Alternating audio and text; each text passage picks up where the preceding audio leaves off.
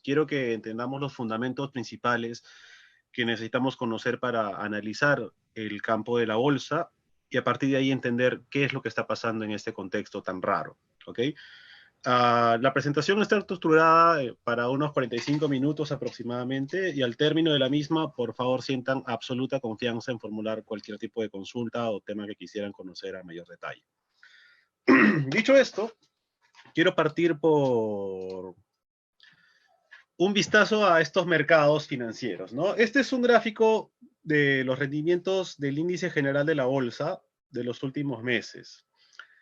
Y como ven, desde septiembre del 2017 se había configurado una tendencia importante al alza, pero lo interesante es lo que pasa aquí, el famoso 2020 y el impacto de la crisis COVID-19.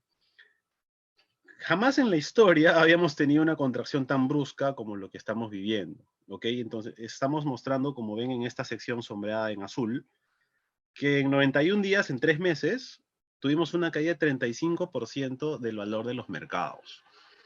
Esto es, para ponerlo en cristiano, como si tú hubieras ahorrado 100 soles y en 3 meses perdiste 35 soles de golpe. Y los movimientos son muy, muy fuertes y lo vamos a ver en un ratito. Este impacto indudablemente se ha traducido en miedo, en una pérdida de valor para el portafolio de las AFPs, por ejemplo. Muchas dudas para la población respecto a, oye, ¿qué está pasando y por qué nos mueve tanto? Lo primero que quiero mostrarles aquí es que esto no es un hecho aislado, porque si comparamos la situación en la bolsa de Estados Unidos, la conclusión es prácticamente la misma. Solo que Estados Unidos en solo un mes perdió tanto como Perú en 3 meses. Ese es un primer dato que me parece muy interesante. El mundo en general está afrontando una nueva crisis, y una crisis que a diferencia de años anteriores no se puede resolver con medidas de política económica. Es decir, si antes las empresas se paraban, yo ofrecía más créditos, les ayudaba con algún tipo de subsidio y volvían a producir. En cambio ahora, nuestro contexto es un poco diferente, porque la producción se ha visto totalmente limitada por la disponibilidad de fuerza laboral. Es decir, en este momento, todos estando confinados en sus hogares, no se pueden dedicar a las actividades que tenían antes y eso consecuentemente impacta en los resultados de las empresas. Entonces, lo primero que les quiero mostrar es que sin duda estamos en una situación muy atípica, muy rara, sobre todo por un nivel de vaivenes tremendos. O sea, perder 30% en 1 o 3 meses es brutal en el campo de la bolsa. Pero lo siguiente es un poco más alentador. ¿Por qué? Cuando hablamos de bolsa, típicamente nos referimos a largo plazo. Si alguien está pensando en el trading, va a tener que usar un electrocardiograma casi 2 días seguidos. La volatilidad es brutal. Pero si miramos, por ejemplo, ya no los últimos 2 años, como las láminas anteriores, sino miramos mucho más perspectiva con más tiempo, mostramos en primer lugar el gráfico de Estados Unidos. En este gráfico, ¿qué notamos? Bueno, si se dan cuenta, hay cierto patrón cíclico en esto. La economía crece, experimenta caídas. Volvemos a crecer, volvemos a caer. Y sobre todo desde el 2019 vemos un periodo espectacular donde hemos tenido un rendimiento excepcional. Entonces, lo primero que les quiero indicar con esto es, cuando hablamos de mercados financieros, van a haber caídas como las que estamos viviendo, sí, pero posteriormente se experimentan rebotes muy significativos. Viendo, por ejemplo, el primer punto, la crisis del 2000, con la crisis de las .com, donde las personas se entusiasmaron mucho con empresas innovadoras como Yahoo, Amazon.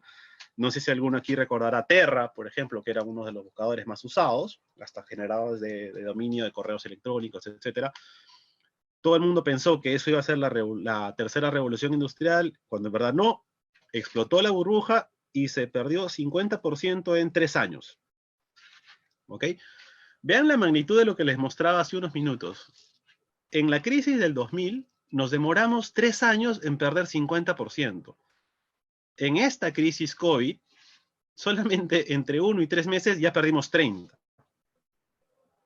Por eso cuando les hablaba de lo brusco que han sido estos movimientos, es que en verdad no tienen parangón a comparación de otros años. ¿Ok? Lo interesante está en que cuando la crisis terminó, cuando la economía, la actividad de negocio de las empresas se empezó a retomar, generamos un rendimiento de casi 100%. En aproximadamente 5 años, no solo recuperamos lo que se había perdido, sino que ganamos 50% más. Llegó el 2008 con la crisis subprime y caímos 55% en 305 días. Es decir, nos demoramos casi un año en perder 55%. Y lo que vino después fue pura fiesta, en verdad, porque si alguien identificaba el patrón de rebote que se iba a configurar por aquí, íbamos a tener un 418%. Eso es excepcional, es multiplicar tu plata por 5. ¿Ok? En 10 años hemos multiplicado nuestro dinero por 5. Si miramos el caso peruano, van a notar que primero la volatilidad es mayor porque estamos en un mercado menos desarrollado, pero el patrón se mantiene. Cuando alguien decidía invertir en los primeros años de la década del 2000, hubiera tenido una rentabilidad que ni sus nietos van a ver, 2000% de retorno, es decir, su inversión se hubiera multiplicado por 21. Esto de aquí, lamentablemente, señores, les digo, no se va a repetir en la vida, porque piensen en el Perú del 2006. Era un Perú con otra perspectiva económica, cuando salíamos de muchas reformas, iniciábamos un proceso de apertura comercial con la firma de TLCs, y el ingrediente principal de esto es el ciclo de metales en China, ¿no? China emergía como una potencia mundial, demandaba muchísimo mineral, y eso se traducía en precios históricos del cobre, pues, al máximo. Después de la fiesta, nos llegó la resaca, perdimos 75% en año y medio, luego volvimos a ganar 275 en 2 años, volvimos a caer, y así sucesivamente. Entonces, la primera lección de esto es, la economía es cíclica, van a haber momentos de expansión y de contracción, pero si notamos la construcción de valor, van a ver que siempre las líneas azules, las líneas de crecimiento, son mucho mayores a las líneas de caída. ¿Ok? Por ejemplo, caí 75 y luego gané 275. Luego perdí 60, pero gané 137. ¿Eso qué quiere decir? Que después de cada contracción va a haber una recuperación económica. La sociedad se va a adaptar.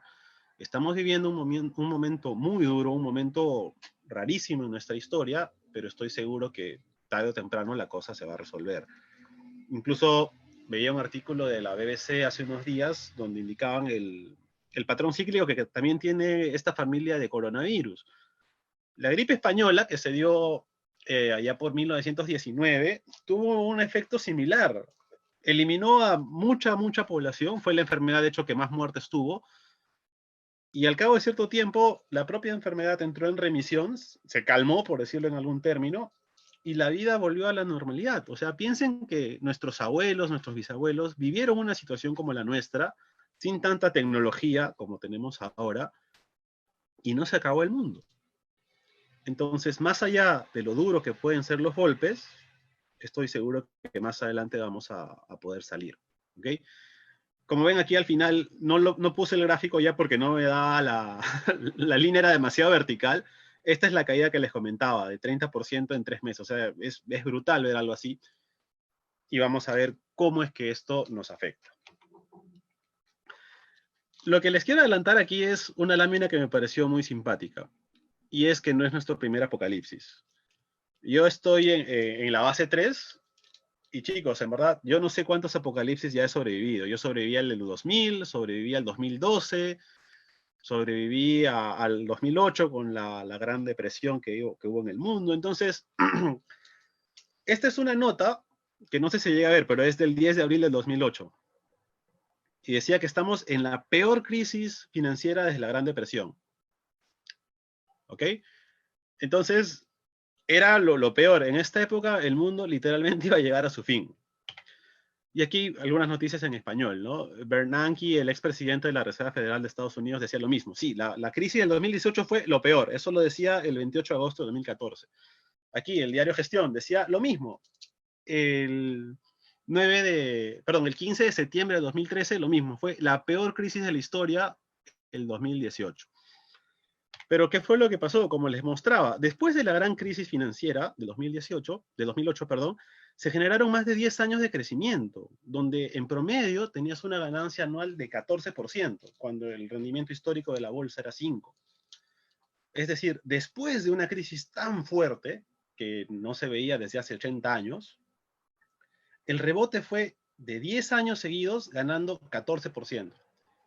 Señores, ningún banco, ninguna caja, ninguna entidad legal, mejor dicho, nos va a ofrecer una tasa de retorno tan fuerte. Entonces, la moraleja aquí es, las crisis van y vienen, pero en la medida que nosotros sepamos ser, primero, prudentes al momento de iniciar una inversión, y segundo, dispongamos de paciencia para esperar el largo plazo, el tiempo es nuestro aliado y la bolsa es nuestra amiga. Este es otro ejemplo. El 2018, lo mismo. Se hablaba mucho de que los mercados estaban inundados de liquidez, que se había emitido demasiado dinero, que estábamos siendo muy laxos al dar créditos. Y este era un gráfico de Dave Garland que mostraba en 2018 el miedo que tenía, ¿no? Se produjo una corrección en los mercados y él lo pintaba como que se venía el siguiente crash. O sea, habían pasado 10 años de la crisis anterior, ya nos tocaba un golpe y íbamos a caer fuerte. ¿Qué fue lo que pasó? La caída fue solamente durante 2 meses y perdimos 20%, que es lo que ven en la parte derecha del gráfico. Cayendo solamente 20%, la recuperación fue inmediata. La bolsa solamente perdió 2 meses de ese gran golpe que íbamos a tener y recuperamos la tendencia alcista muy rápido. ¿Sí?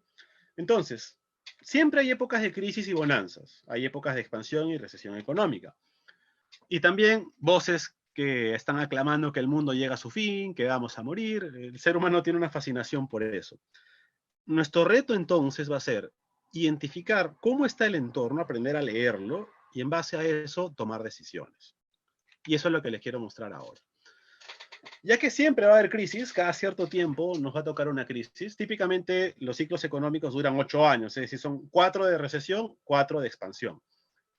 Ahora, ¿cómo es que identificamos una crisis fuerte, una crisis que de verdad va a marcar un golpe muy importante, de otra que se va a resolver más o menos rápido?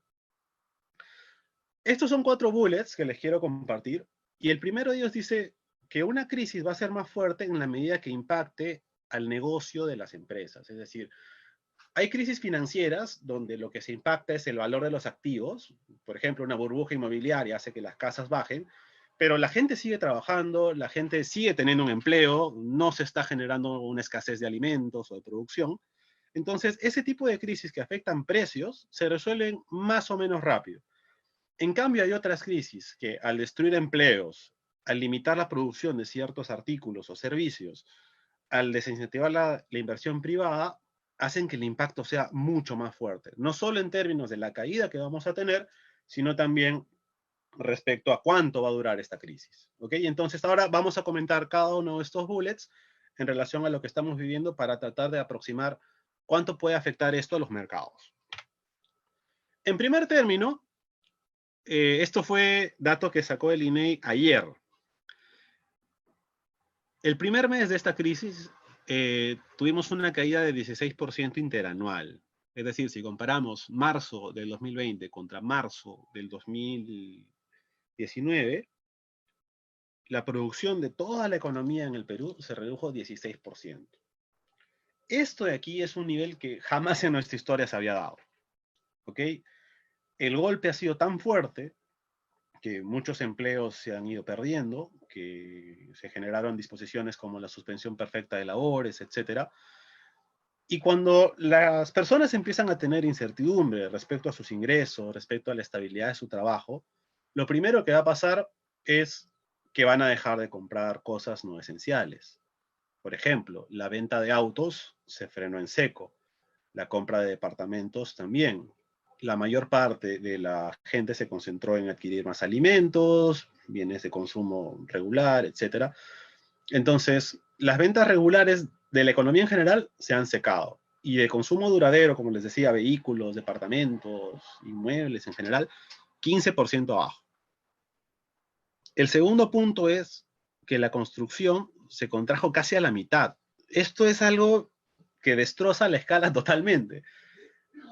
Desde nuestra historia republicana nunca habíamos vivido un periodo de contracción tan fuerte, y más aún, el Estado en este momento tiene tareas pendientes como la reconstrucción del norte, por ejemplo, pero su prioridad ha cambiado totalmente. Todos esos proyectos que demandaban generar empleo, comprar insumos, comprar equipos, han quedado relegados para pasar a un tema de salud, donde los esfuerzos del gobierno se están concentrando en implementar controles, mecanismos de respuesta ante la crisis, etcétera. Y el tercer punto, que es la demanda externa, hace referencia a que Perú no es una isla, sino que está comunicado con otros países. Nuestros productos de exportación, llámese cobre, por ejemplo, nuestros productos de bandera, dicho sea de paso, se han reducido no solo porque el mundo en general está en crisis, sino porque el comercio se ha cerrado. Nuestras fronteras están cerradas, los países tampoco quieren comerciar, el apetito de metales por parte de China también se ha visto reducido de forma importante. Entonces, los negocios en general se están eliminando. Y esto es una pésima noticia pensando en lo que viene. Además de eso, les había adelantado que se han perdido muchos empleos. Pues bien, el empleo formal en Lima se redujo 25% entre febrero y abril. Piénsenlo de esta forma: de cada 4 personas, una perdió su empleo en esos 3 meses, lo cual es lamentable, muy triste y más aún complicado para el panorama de muchas familias. Y ojo que he hablado de cifras formales. Si pensamos en las personas que viven al día, gente que se dedica al comercio ambulatorio, por ejemplo, se les acabó el negocio en seco. Y tristemente, este es un golpe que para muchos hogares va a ser muy duro de pasar. Las mayores caídas se han dado en construcción, donde si no hay obra, no necesito demandar albañiles, obreros en general. Manufactura, muchas fábricas han visto frenadas sus operaciones, servicios y comercio. Entonces, estamos viendo proporciones que jamás en la historia hemos visto. Estamos viendo niveles que marcan que el impacto de esta crisis va a ser mucho más fuerte de los que hemos visto anteriormente. Más aún, si pensamos que en Perú el 98% de las empresas son microempresas, vamos a notar que 30% de estas son las que han afrontado la mayor parte del golpe. Es decir, las empresas pequeñitas, autoempleadas, son las que más están sufriendo porque indudablemente no tienen un respaldo tan inmediato, entonces tienen que prescindir de su fuerza laboral.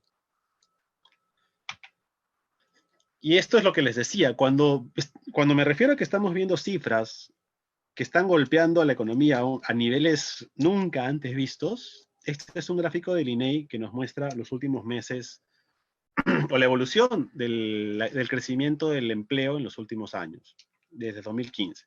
Entonces veíamos que, por ejemplo, de un año a otro el empleo crecía 2%, 1% en general. Nos manteníamos bajo cierto estándar de crecimiento, ¿no? Naturalmente en los últimos años tal vez un poco menos.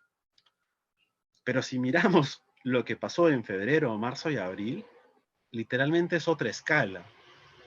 El gráfico se distorsiona absolutamente porque estamos viendo algo muy, muy duro para nuestra economía. Entonces, una frase muy trillada en este contexto es que la bolsa es el termómetro de la economía, porque la bolsa va captando el sentimiento de la gente. Si somos un poco más pesimistas en cuanto al futuro, eso se va a reflejar en que no queremos invertir y consecuentemente la bolsa cae. Estos son datos que están mostrando el BCR, son públicos, donde mostramos en la línea verde cómo le está yendo al índice general, al promedio de la bolsa, por decirlo de alguna forma, y en la línea azul las expectativas de la gente. Entonces ven que más o menos van de la mano. Por ejemplo, cuando inició la crisis del 2008, las expectativas cayeron y la bolsa cayó más o menos en una proporción similar. Luego, cuando inició la recuperación, las expectativas empezaron a mejorar y la bolsa siguió ese patrón. ¿Ok? Entonces, quiero que vean la parte final del gráfico, cuando vemos lo que está pasando a partir de enero de 2020. Notamos que en efecto, la bolsa está bajando, pero a comparación de la caída en las expectativas, la caída de la bolsa todavía es moderada. Es decir, lo que estamos esperando es un escenario mucho más complicado del que se ha materializado hasta ahora en la bolsa. no quiero que entremos en pánico con esto, pero sí que esto está marcando que el impacto de esta crisis va a ser mucho más duro de los que hemos visto anteriormente, ¿ok? Mucho se habla de que, bueno, cuando la bolsa baja es momento de comprar. Pues bien, una frase que usa el señor Peter Lynch cuando habla de estos temas es que cuando tú quieres comprar en un mercado bajista, en un mercado que está bajando, es como querer atrapar un cuchillo que está cayendo con la mano. ¿Por qué? Porque si te sale mal, te puedes cortar. Y aquí estamos en el mismo panorama. Estamos afrontando una situación en la que la bolsa está cayendo, en la que la bolsa va a experimentar un golpe durísimo por lo que les he mostrado antes, que menos empleo, hay sectores que están pasándola muy mal, no se sabe, digamos, cómo van a ser los protocolos de retorno al trabajo. Y las expectativas van marcando esto, están marcando que tenemos mucho pesimismo en cuanto al futuro y que al menos por ahora sería previsible que la bolsa mantenga una tendencia marcada a la baja. En ese sentido, la precaución que debemos tener es no entusiasmarnos y diciendo es momento de comprar ya, sino ser muy prudentes y ver a partir del momento en el que empezamos a tener noticias que indiquen que la situación ya está más controlada, sea en principio por la aparición de un tratamiento y posteriormente por una vacuna, la bolsa va a empezar a captar ese entusiasmo y ese será el momento para entrar. Por ahora creo que lo mejor podría ser mantenernos con algo de prudencia y preservar la liquidez de nuestras inversiones. Este señor saltó a la fama el 2018, el señor se llama Nouriel Roubini, y le pusieron Doctor Doom, Doctor Catástrofe. ¿Por qué? Él es el que vaticinó que se venía la crisis del 2008. Lo que él decía, se viene una crisis súper fuerte, la mayor de la historia, etc. Y le pusieron ese apelativo porque todo el mundo estaba de fiesta y él decía, no, vamos a tener problemas, guarden pan para mayo, tengan cuidado, etc. Entonces le pusieron el apodo del Doctor Catástrofe.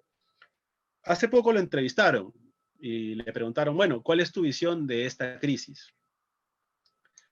Lo interesante está en que él dijo, se viene un golpe durísimo, se viene una recesión bastante fuerte, pero que también podría ser corta. Y esto acá es interesante, el término de que podría ser corta. ¿Por qué?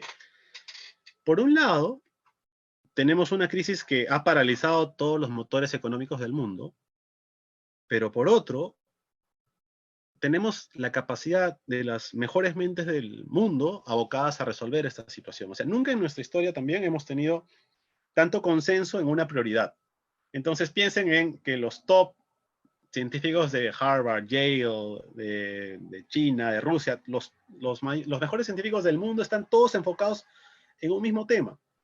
Entonces, él expresó su fe en que es un virus que se va a poder controlar más temprano que tarde y que tan pronto se resuelva esto, la fuerza laboral va a entrar con fuerza al mercado, valga la redundancia, y esto va a indicar que se viene una recuperación muy fuerte. Entonces, este es un mensaje muy interesante porque, si bien es cierto, va a ser un golpe durísimo, así como caímos muy rápido, el rebote también puede ser bastante, bastante fuerte. ¿Ok? Entonces, ¿de qué es lo que debemos estar atentos? Primero, en el caso de nuestro país, cómo evoluciona el nivel de contagios. En la medida que eso se contenga, la bolsa lo va a captar y va a empezar a subir fuertemente. Lo mismo, si hay noticias de que hay tratamientos que están funcionando mejor, lo mismo, la bolsa lo va a captar y va a subir fuertemente. En cambio, si el nivel de contagio sigue subiendo, eso implica que el gobierno va a poner más restricciones, como por ejemplo alargar las cuarentenas, y eso implica menos fuerza de trabajo, menos negocio, menor valor para la bolsa. ¿Ok? ¿Cuáles han sido los sectores más golpeados entonces?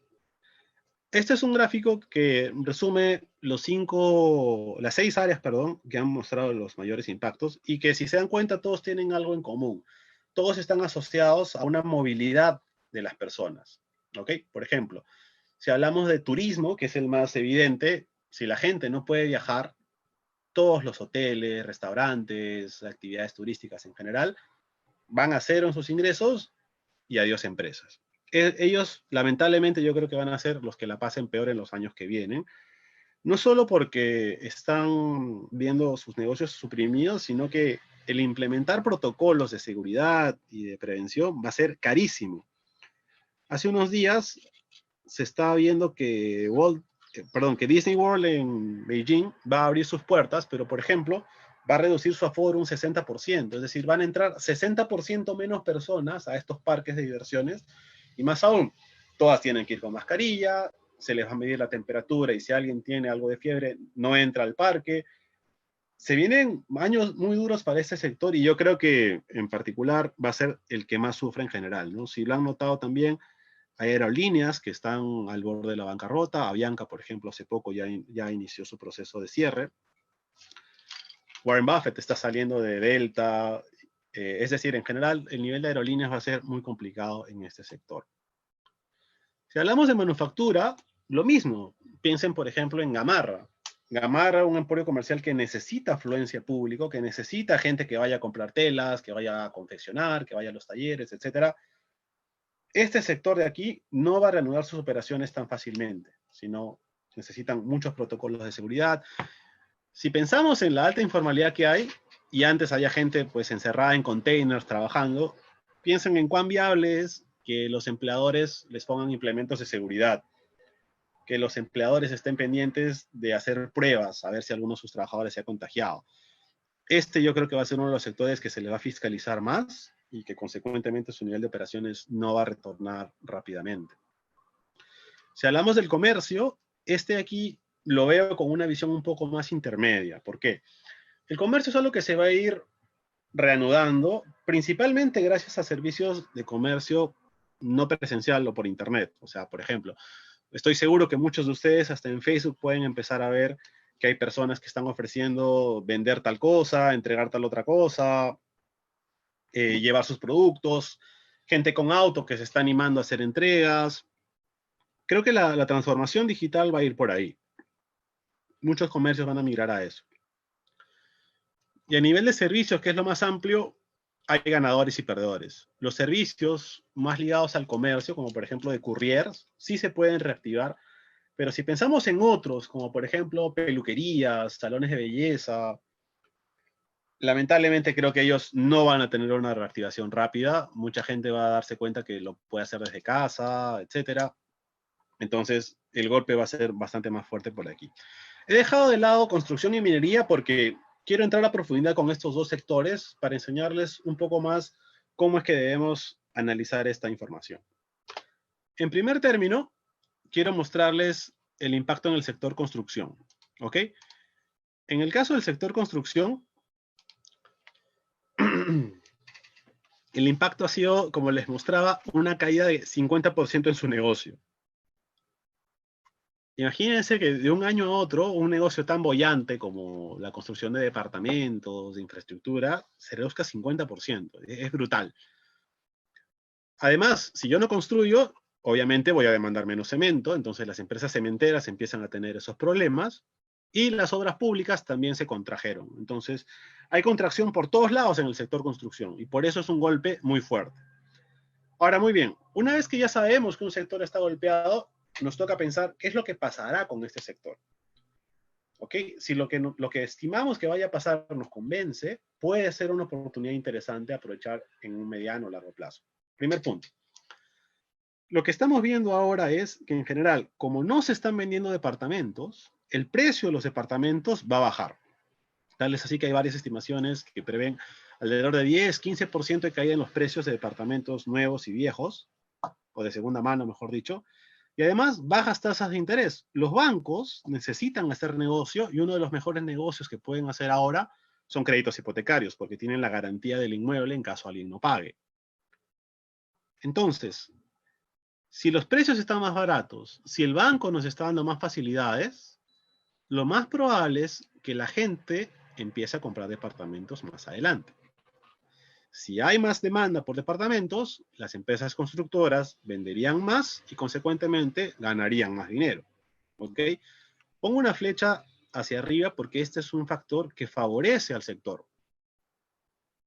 En la medida que sigamos esa secuencia, nos damos cuenta que, hey, esto puede ser algo que se recupere más o menos rápido.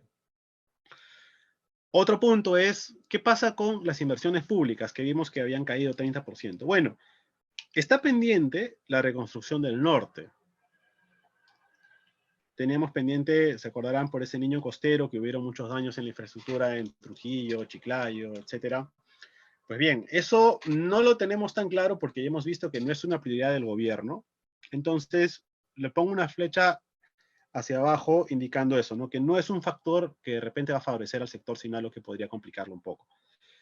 Otro bullet es la brecha de infraestructura.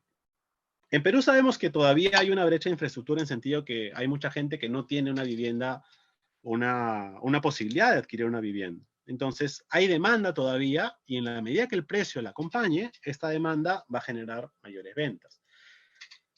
Entonces, viendo estos tres factores, y lo que yo estimaría para el sector construcción es que se puede producir una recuperación más cercana que tarde.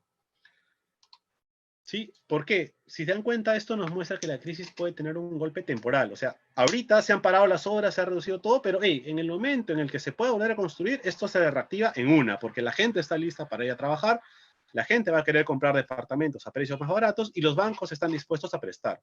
Entonces, esto es algo que se puede resolver bastante rápido. Por eso es que lo llamo impacto temporal. Si nos podemos recuperar rápido, puede ser un sector que rebote fuerte y que nos haga ganar algo de dinero por aquí. Por eso la conclusión, insisto, esto es a manera de ejemplo, en ningún caso estoy recomendando nada, pero la conclusión sería sobreponderar ese sector, es decir, ponerle un poco más de ojo al sector construcción porque puede ser un factor interesante en la recuperación económica que experimentemos en unos meses. En el sector minero, disminuyó 20%, o sea, una quinta parte del sector minero se perdió en el último mes, en marzo mejor dicho. Se paralizaron las obras en muchos campamentos y más aún porque en los campamentos mineros las condiciones son un poco más difíciles a comparación de un trabajo en oficina. Los mineros tienen que estar más cerca, tienen que estar operando más en contacto entre ellos, etc. Y aquí es donde veo que el golpe ha sido fuerte en minería metálica. Se acordarán que hay diferentes tipos de minería, ¿no? La minería metálica que todos conocemos, pero también hay hidrocarburos, etcétera, ¿no? El famoso caso del petróleo que vimos hace unos meses. El golpe ha sido fuerte también, pero vamos a ver cuál es la visión a futuro. En primer punto, distinguir entre el tipo de mineral. ¿Por qué? Las mineras pueden producir cobre, que es un metal industrial, cobre, plomo, plata, etcétera, zinc, que se usa pues para producir cosas, ¿no? Computadoras, autos, etcétera. O también pueden dedicarse a la producción de metales preciosos, el oro, por ejemplo. Y es importante realizar esta distinción, ¿por qué? Muy ligado al segundo punto. China, por ejemplo, demanda muchos metales industriales para producir cosas. Las computadoras, los celulares que nos venden, necesitan de nuestro mineral. Pero si ahora la situación en China está muy complicada, se viene una contracción fuerte de su actividad económica, China no va a demandar minerales, entonces el precio de estos minerales debería caer. Estas son malas noticias para empresas como Southern, Trevali, Cerro Verde, Antamina, etcétera, ¿no? Todas estas empresas que nos venden plata, plomo, zinc, cobre, van a tener una situación un poco más complicada. En cambio, si hablamos de oro, en un momento de incertidumbre, en un momento de miedo, la gente demanda oro para preservar su riqueza. Es decir, ¿sabes qué? Yo guardo oro porque el oro vale por ser oro. No tiene un uso industrial, sino tiene un uso de refugio de valor. Entonces, en un contexto como este, el precio del oro sí se favorece. Entonces, empresas como Buenaventura, que es la principal productora de oro en el país, va a haber un escenario mucho más favorable en cuanto al precio que maneja. ¿Ok? Entonces, coloco una línea, ¿por qué?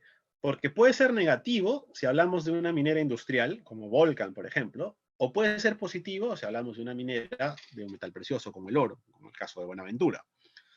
Entonces, es un golpe que puede ser a favor o en contra. Lo que indudablemente nos va a pegar es que tenemos, uno, menor actividad en China, y eso implica menor demanda por nuestros metales. Perú principalmente exporta cobre. Y que, segundo, los protocolos que se vayan a implementar van a limitar mucho la actividad minera. Es decir, por ejemplo, ¿no? Reducir el aforo de cierta instalación, que las minas demanden tanto equipo. Entonces, yo veo que a diferencia del caso de la construcción, donde se puede recuperar muy rápido, en este caso, primero tenemos que esperar que se recupere China. Segundo, que se reactiven las fábricas. Tercero, que se tengan todos los implementos para los trabajadores y que puedan volver a sus operaciones con normalidad. Entonces, a diferencia del ejemplo anterior, aquí sí veo que va a ser un impacto mucho más duradero. No creo que se vaya a resolver rápido, en otras palabras. Por eso yo veo un view más pesimista en el caso del sector minero y recomiendo no ponerle tantas balas. Y aquí creo que deben tener cuidado con una cosa. Muchos analistas dicen, no, ¿sabes qué? Como ha bajado 20, cómpralo porque está barato. Chicos, tengan mucho cuidado porque en la bolsa el pasado no indica lo que va a pasar en un futuro. O sea, se puede haber caído 20 el año pasado y este año se puede caer 30 más. No es porque el hecho que ya se cayó 20 va a subir 30. No, no, no. Por el hecho que un sector haya experimentado fuertes caídas, no lo vean como que está barato, sino pregúntense qué es lo que va a pasar, qué visión tengo para este sector y a partir de ahí vemos si puede o no ser una buena alternativa de inversión. En este caso, por ejemplo, como les mostraba en la lámina anterior, veo que construcción se puede recuperar rápido, mientras que minería no lo veo tan viable. ¿Ok? No piensen tanto en el pasado, sino traten de abocarse a qué visión tenemos del futuro para identificar si una alternativa puede ser favorable o no. Y esta es la última idea que les quiero mostrar, ¿no? O sea, vamos a entender un poco mejor de bolsa para que puedan identificar mejor qué tendencias se van a dar. Primer punto, la bolsa es un mercado, ¿ok? Les he puesto la foto ahí de esos lugares que podíamos frecuentar antes, pero la pregunta es, mientras en un mercado que conocemos podemos comprar, no sé, naranjas, tomates, verduras, en la bolsa lo que se negocia, todo el mundo me va a decir, obvio, acciones, bonos, pero yo creo que esa no es la respuesta que deben tomar ahora, sino la lógica va a ser distinta. En la bolsa, más allá de acciones y bonos, que es el término técnico y correcto, lo que se negocia son empresas, ¿ok? Y dense cuenta que ese es un concepto muy potente de cara al análisis que les voy a mostrar para terminar. Cuando uno está pensando en comprar una empresa, díganme ustedes, ¿quién de ustedes quisiera ser dueño del BCP, por ejemplo? Pucha, suena bien, es el banco líder en el país, es el banco que tiene una posición dominante en casi todos los segmentos de crédito, etc. Si les preguntara, ¿quién de ustedes quiere ser dueño de una bodeguita súper chiquita y que está viendo si la pueden negociar con algún tambo, con un Oxxo? Suena bien, es un negocio que te puede dar una rentabilidad importante. Entonces, cuando hablemos de bolsa, si les pregunto quién quiere ser dueño de Volcan, por ejemplo, nos ponemos a pensar, bueno, ¿cómo le irá a Volcan? Volcan vende plomo, plata, zinc. Bueno, son minerales que están asociados a China. Como a China no le va a ir bien, a Volcan no le va a ir bien, no me interesa entrar a Volcan. ¿Ok? En cambio, si les digo de acciones duras, me parece que nos perdemos un poco en el concepto. Si ustedes están pensando en empresas, van a ver que el análisis se simplifica un montón. Entonces, cuando hablen de bolsa, hablen de empresas, hablen de, oye, Buenaventura, Alicorp, Gloria, etc. Y van a ver que es mucho más evidente. Dado que estamos comprando una empresa, van a tener dos fuentes de ganancia. La primera, si la puedo vender más caro, como en el ejemplo que les ponía. Yo tengo una bodega y se la voy a vender a Tambo. Esto es como vender mis acciones en la bolsa. Si yo tengo una acción de Scotiabank, Scotiabank sube de precio, vendo mi acción de Scotiabank, gano dinero. A eso se le conoce como apreciación. Y en la bolsa, en promedio, se gana 12.5% al año. Ese es el retorno promedio de la bolsa. ¿Ok? El promedio de los últimos 20 años. Otra forma de tener ganancias con mi empresa es porque mi empresa tiene utilidades a fin de año y nos la repartimos entre los dueños. Es decir, si ustedes son dueños de Continental, por ejemplo, a fin de año, entre todos los dueños de Continental van a recibir un dividendo, es decir, una proporción de esas utilidades. Dependiendo de la empresa, estas utilidades oscilan entre 2 y 5% anual.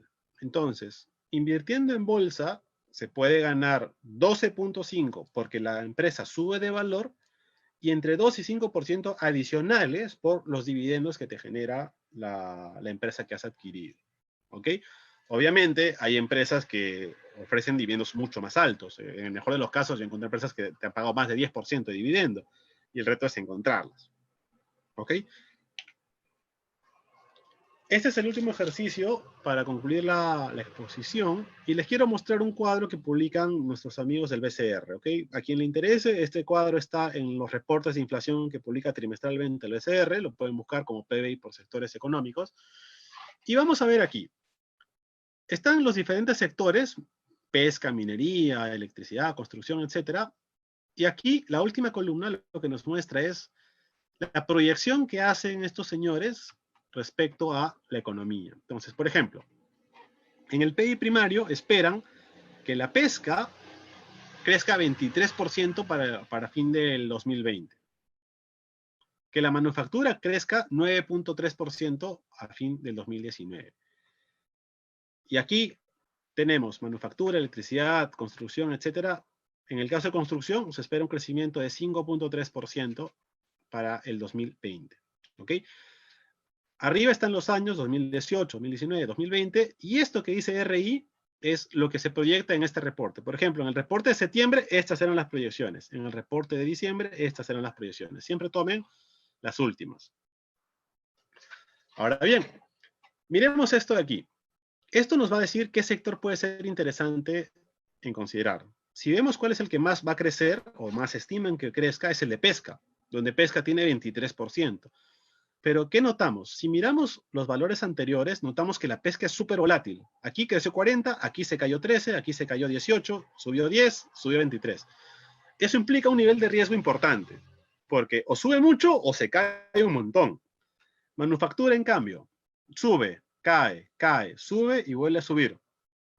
Es un sector que tiene algo de volatilidad, menos que pesca, pero igualmente tiene una variabilidad importante.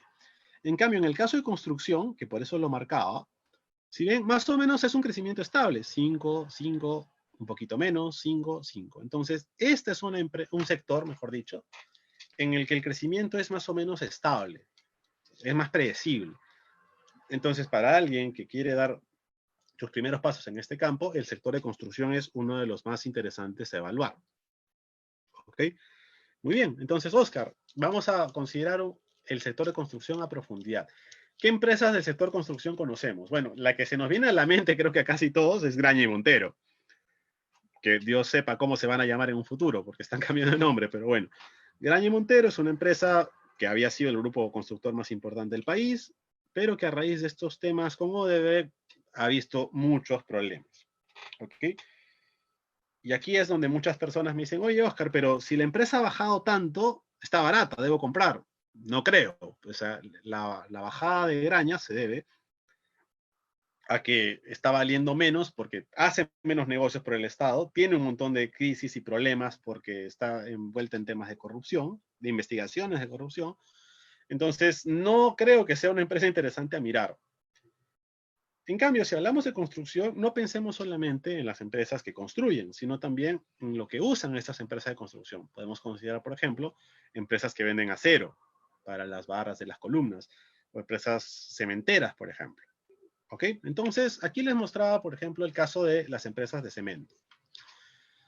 En el caso de las empresas de cemento, se da un fenómeno llamado monopolio regional o local.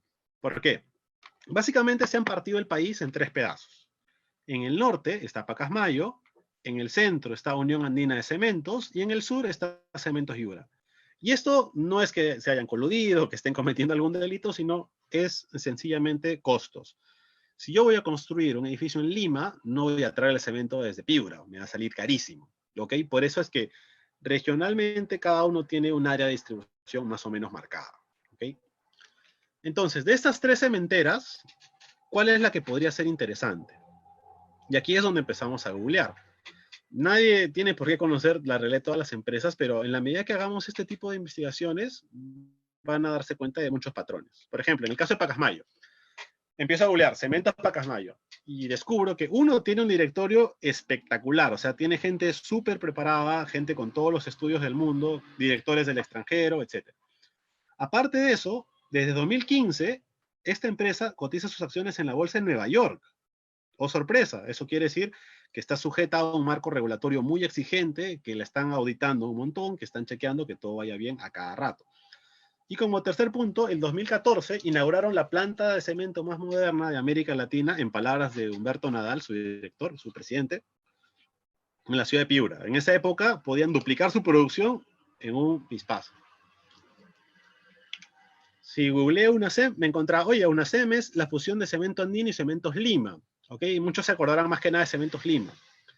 Ahora que se fusionó con cemento andino, pueden atender Lima y la región de Huancayo, Huánuco, todo el centro del país. Aunque, obviamente, Lima representa más del 50% de sus operaciones. Eso quiere decir que si en Lima no se construye o se para la construcción, UNACEM va a tener muchos problemas. Y por último, en el caso de Cementos Yura era una empresa del grupo Gloria, en Arequipa, pero desde 2015 ya no cotiza en bolsa, así que ya ni mirarla, porque no la podemos comprar.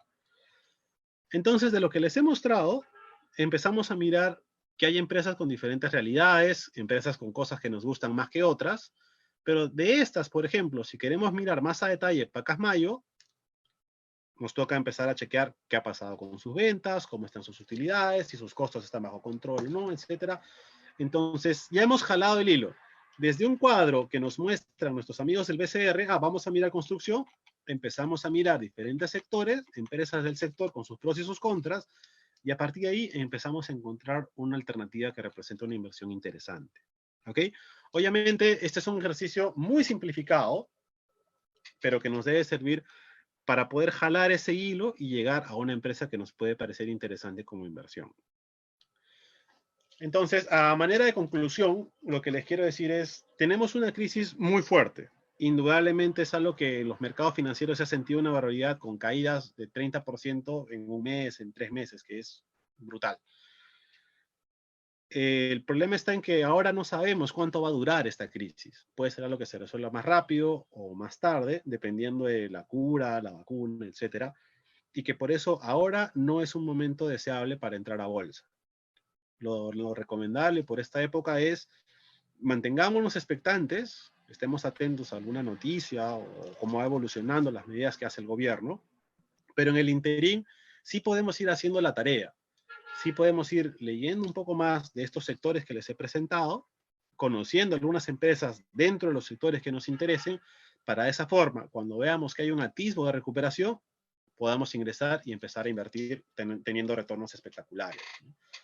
Si quieren algún rango más amplio, yo creo que los siguientes 6 meses van a ser claves. Yo no preveo que sea bueno realizar algún tipo de inversión dentro de este contexto, porque a medida que van saliendo noticias, vamos a darnos cuenta si la crisis se va a resolver más rápido o no. ¿Ok? La lógica es simple. Tenemos que estudiar un poco más y si la empresa nos convence, recién podemos empezar a invertir. Chicos, por mi lado, eso es lo que quería compartir con ustedes. Por ahora, si tienen alguna consulta, estaré encantado de poder ayudarlos. Así que dejo micrófonos abiertos a través de César. Y nos pueden ir dejando sus preguntas en el chat de Facebook. Se va a dar unos 10 minutos para recolectar la mayor número de preguntas y se las pasamos a Oscar por acá. Perfecto, muy bien.